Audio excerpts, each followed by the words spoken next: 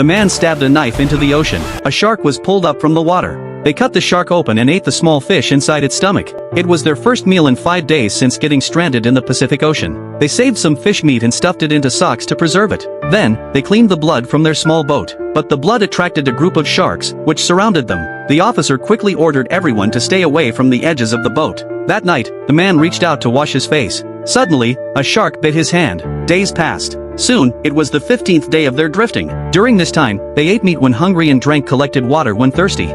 One day, a crew member picked up his gun. The officer asked what he was doing. The man had seen a seagull flying nearby. He fired and hit the bird. It fell dozens of meters away.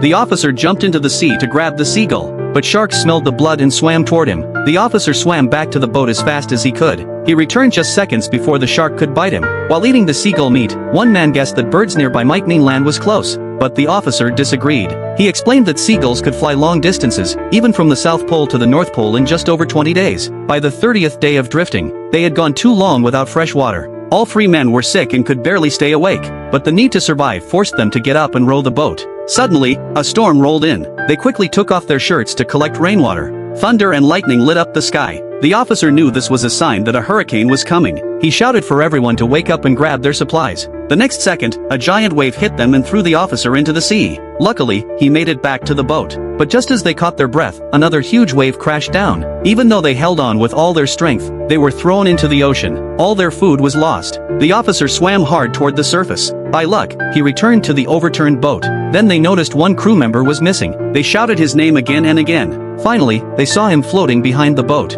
They pulled him back and held tightly to the edge. The officer suggested using the waves to flip the boat over. Together, the 3 of them pushed hard. At last, they turned the boat upright.